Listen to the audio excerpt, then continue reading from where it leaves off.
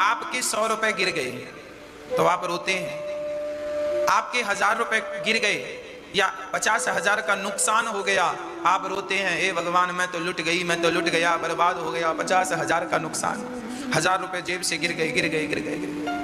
हे भगवान मेरा ये चप्पल चोरी हो गई चोरी हो गई चोरी हो गई। देखिए, किसी की चप्पल चोरी हो जाए तो आधा घंटा रोता, परेशान होता। किसी की गाड़ी चोरी हो गई, रोता, गाड़ी चोरी हो गई। किसी का लाख रुपए का नुकसान हो गया, रोता।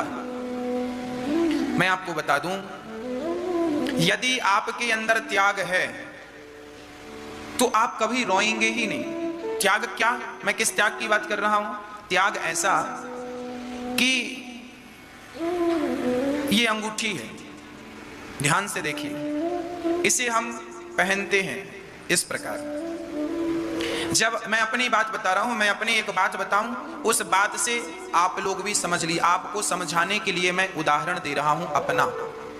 ये अंगूठी है, जब मैंने इसको पहना उसी समय मैं ये सोच लिया था कि यदि ये अंगूठी गिर गई, कई बार अंगूठियां हैं, सोना चांदी गिर जाता, गले से चैन टूट कर गिर जाती है, कान के बाले गिर जाते हैं, अंगूठियां गिर जाती हैं, कई बार गले की चैन चोर उड़ा ले जाते हैं। तो जब भी आप सोना पहने, अंगूठी पहने, गले में चैन पहने, हाथ में कड़ा पहने, तो आप सोना पहनने के पहले अपने मन को मजबूत कर लें कि मैं ये पहना हूं, ये कभी भी गिर सकती है, कभी भी गुम हो सकती है, और जब गुम होगी, गिरेगी, तो मुझे रोना नहीं है, मुझे इसकी फिक्र नहीं करनी, मुझे इसकी चिंता नहीं करनी। ये पहले से ही कमर कस लीजिएगा, क्योंकि आज ना सही ये वस्तु आपसे दूर जाएगी, आज ना सही कल आपका नुकसान होगा।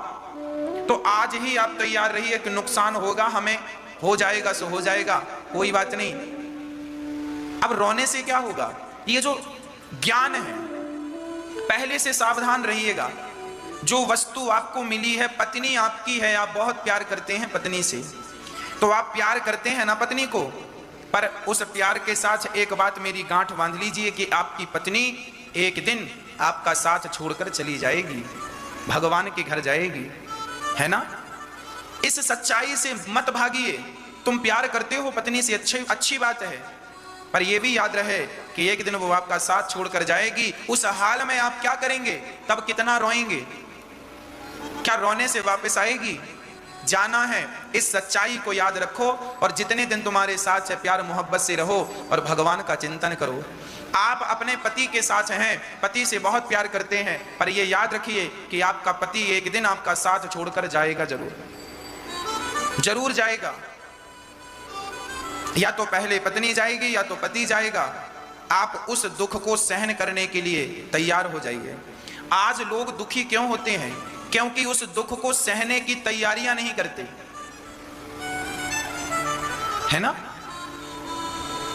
जब आप तैयारी नहीं करते तो आप दुखी। इसलिए आप अपने दिमाग को, अपने बुद्धि को सेट करके चलिए कि आपकी पत्नी आपके साथ कुछ दिनों की मेहमान है, चली जाएगी। आपका पति आपके साथ कुछ दिनों का मेहमान है, चला जाएगा। उस हाल में आपको कैसे रहना है, उसकी आदत अभी से बनाना स्टार्ट कर दीजिए।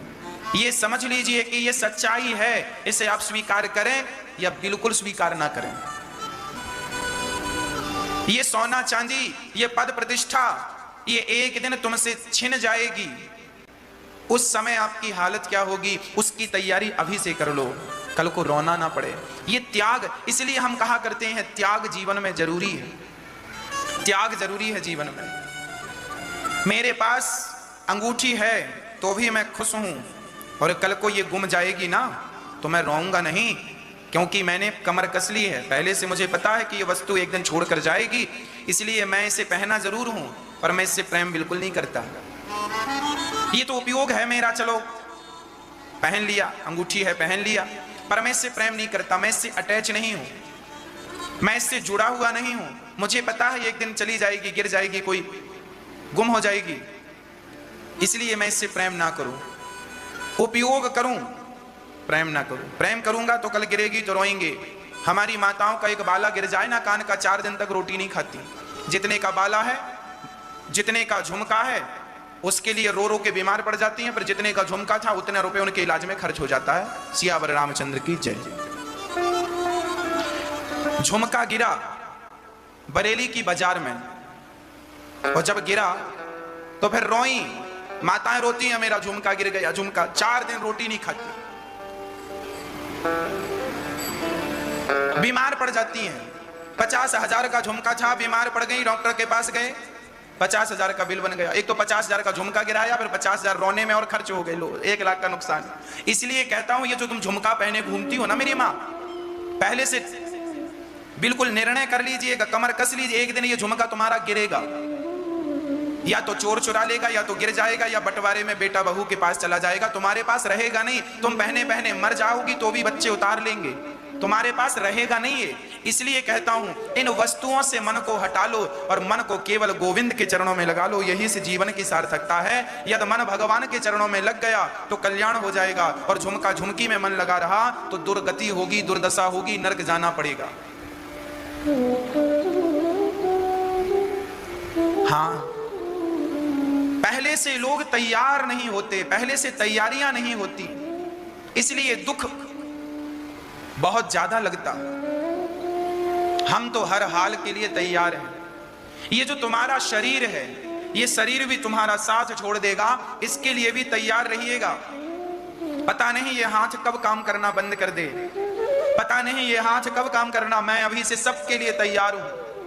रोना नहीं है किसी भी हाल में, हर हाल में परमात्मा को याद। जीवन में जब दुख आए तो भगवान से बस यही कहिएगा, प्रभु मेरे किए हुए पापों की सजा मुझे मिल रही है, आपने अच्छा किया कि प्रभु मुझे दंड दिया। प्रार्थना सिर्फ इतनी है कि यदि दंड दिया है तो इस दंड को सहन करने की, इस दर्द को सहन करने की शक्ति भी आप ही दीजिएगा, इस दुख को सहन करने की ताकत भी आप ही दीजिएगा। हर हाल के लिए तैयार हो जाना चाहिए। मैंने सुना था महाराणा प्रताप जी जब युद्ध कर रहे थे हल्दी घाटी का, उसके बाद वो जंगल की तरफ चले गए और घास की रोटियां बना बना करके खाई। ऐसा मैंने सुना है, इतिहास में पढ़ा।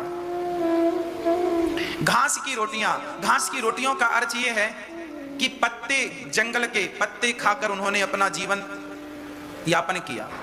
आज हम हलवा पूरी खा रहे हैं, आज हम रबड़ी और रसमलाई खा रहे हैं, आज हम दाल चावल सब्जी रोटी खीर मेवा मिष्ठान खा रहे हैं, पर कल को आपको घास भी खानी पड़ सकती है, कल आपको पत्तों से भी गुजारा करना पड़ सकता है। उस हाल के लिए भी तैयार रहिए। जैसे माता सीता अयोध्या के सिंहासन पर भी बैठती थी, राजाओं की तरह रानी थी ना, तो पूरा सुख सुविधाओं से परिपूर्ण जीवन था, पूरा आराम था, पर वही सीता माता को जंगल भी जाना पड़ा, नंगे पांव भी चलना पड़ा।